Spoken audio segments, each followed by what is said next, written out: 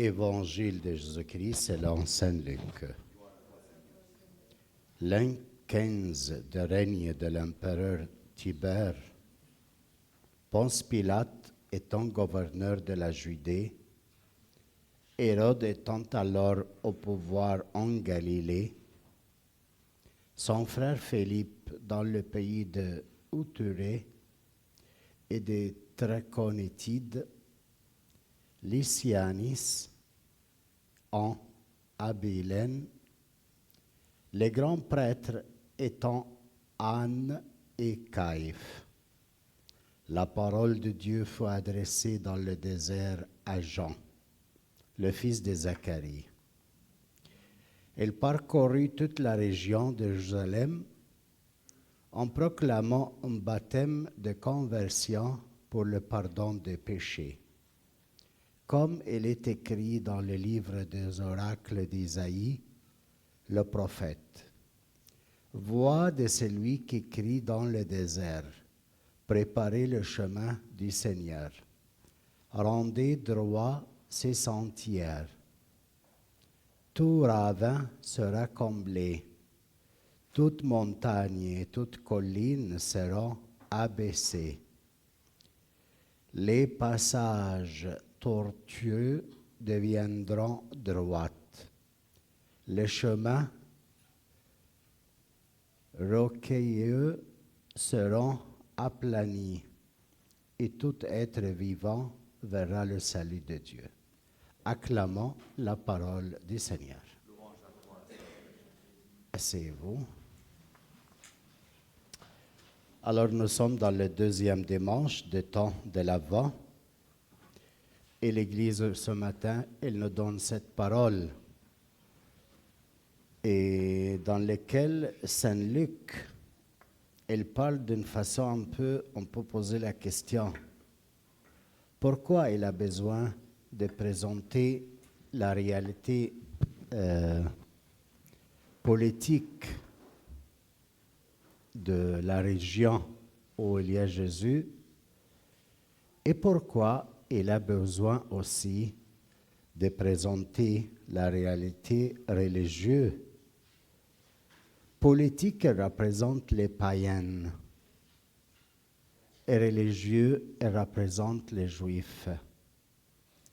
C'est parce que ce qu'il veut dire que soit les païens, soit les juifs, les deux sont appelés au salut. Jésus-Christ, il vient pour annoncer l'Évangile, à prêcher, pas seulement pour les Juifs, mais aussi pour les païens.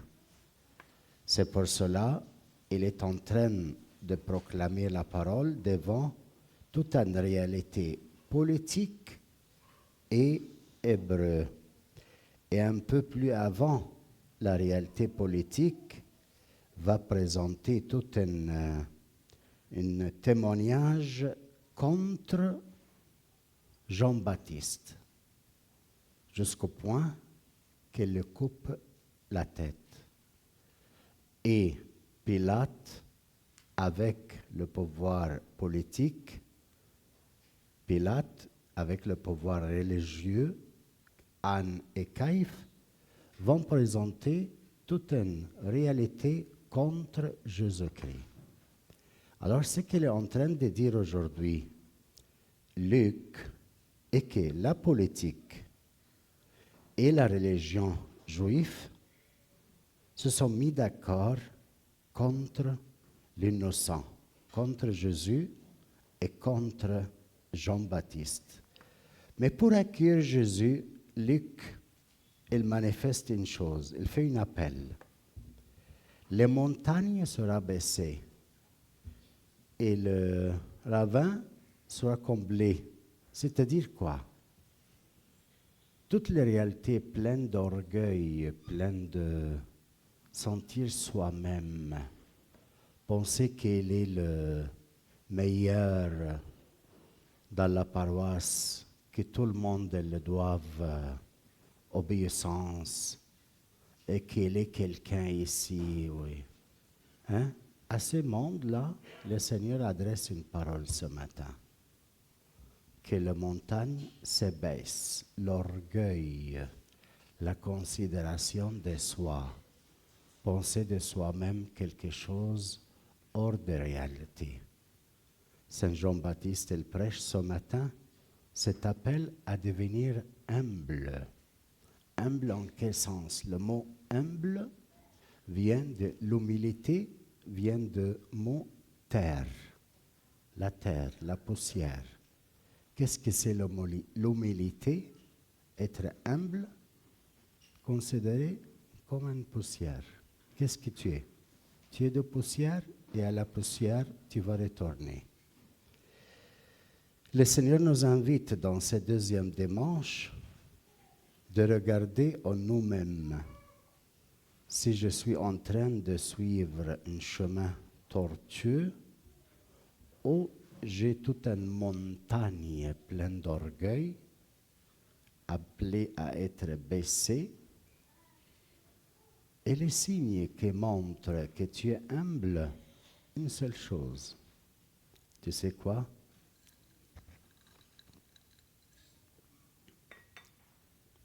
Comment je peux savoir que tu es humble?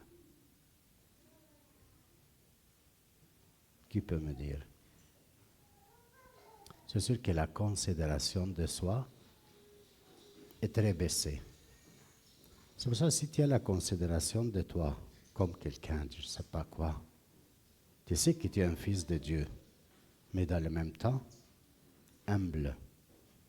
C'est-à-dire, tu peux prendre les péchés des autres sur toi. Ça, c'est l'humble. Elle peut se charger du mal que lui donne l'autre. L'orgueilleux ne peut pas supporter les défauts de l'autre parce qu'il ne supporte pas les siens.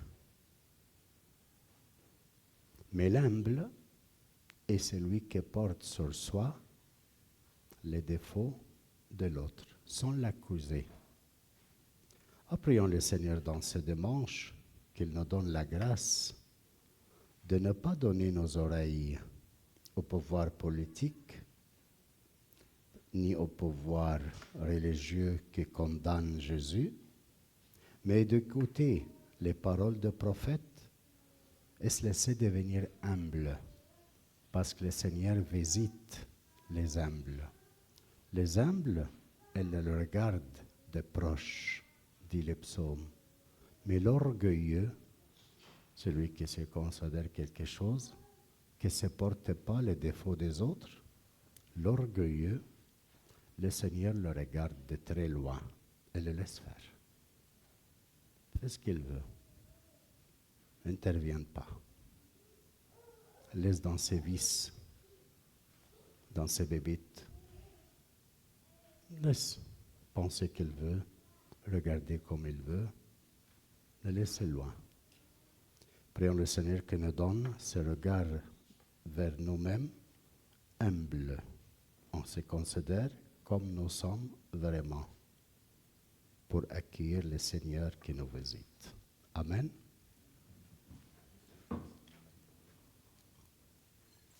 Ça va, Joseph? Je suis très bref pour t'aider à